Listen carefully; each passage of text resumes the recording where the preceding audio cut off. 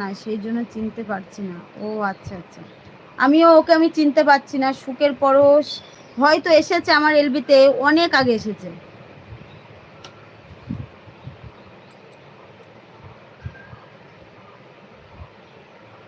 আচ্ছা, তুমি যেটা বললে ওটা করে দেখবো, থাম্বনেলটা একদম ঠিক করবো ওটা।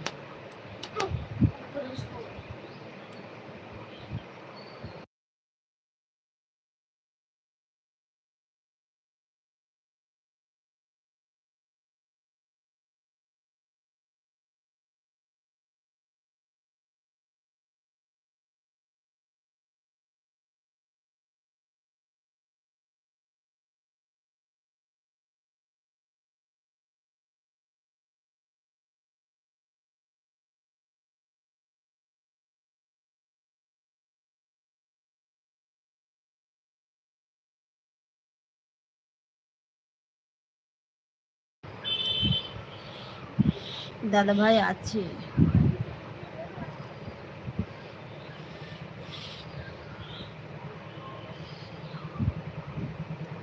প্রিন্স এসে গেছে। হাই, হ্যালো প্রিন্স, কেমন আছো বলো? এখানে নিজের হাতে কাটাকাটি করিনি, বড় বড় ডক্টর আর কাটাকুটি করেছেন, তাদের পাশে দাঁড়িয়ে থেকে দেখছি, শিখেছি। ও আচ্ছা আচ্ছা, এবার বেরিয়ে গেলাম। ঠিক আছে দাদা ভাই, আমিও বেরিয়ে যাব, আমারও অনেক সময় এসেছি তো,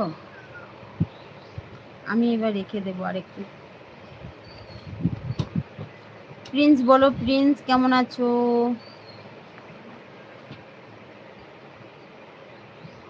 গেঞ্জি ঘরে কেন?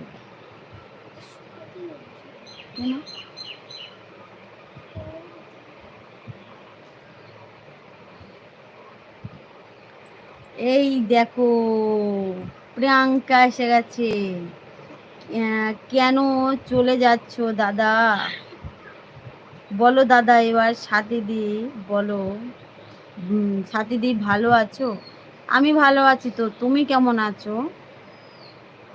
আর তুমি কখন ফিরছো বলো, কোন টাইমে?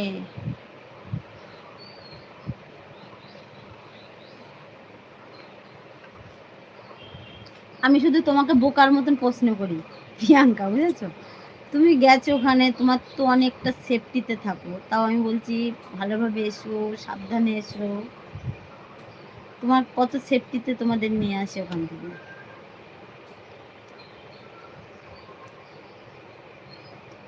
দাদা এসেছে, দাদা কমেন্ট করতে করতে ঘুমিয়ে পড়েছে।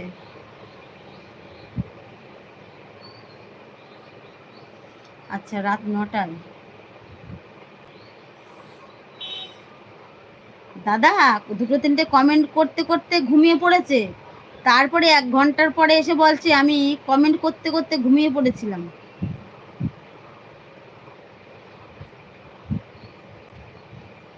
ও আচ্ছা, তুমি যেটা বলছো আমি ঠিক বুঝে গেছি দীপঙ্কর, থাম্বেলের কথা বলছো তো, আমি বুঝতে পেরেছি, সাজিয়ে লিখতে হবে।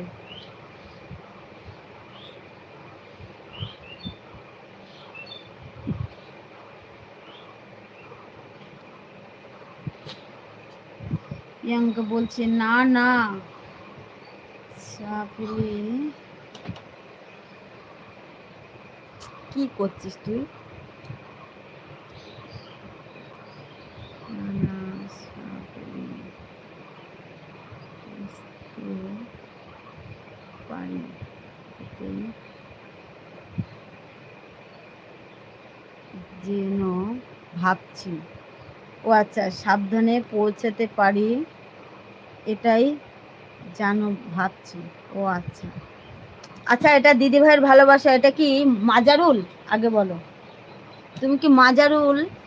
তুমি আমার এলবিতে তো কখনো আসো না, আজকে দেখছি। মাজারুল তুমি? ও আচ্ছা আচ্ছা, তুমি তুলির লাইভে যাও, আবার হচ্ছে কষ্টের লাইভে যাও। আচ্ছা, তোমাকে আমি বুলু দিয়ে দিচ্ছি। ঠিক আছে, তোমাকে আমি ধপাস করে বুলু দিয়ে দিলাম, বুঝতে পেরেছো? মাজারুল তোমাকে দেখো, ধপাস করে আমি বুলু দিয়ে দিয়েছি। আমি সাপোর্টার মাজারুল দাদা। আচ্ছা আচ্ছা, তাহলে মাজারুল তুমি আমাকে আমাকে পুরো কমপ্লিট করে দাও তো, 1K কয়েকটা বাকি আছে মনে হয়। তুমি আমার খুঁজে নিয়েছো, এটাই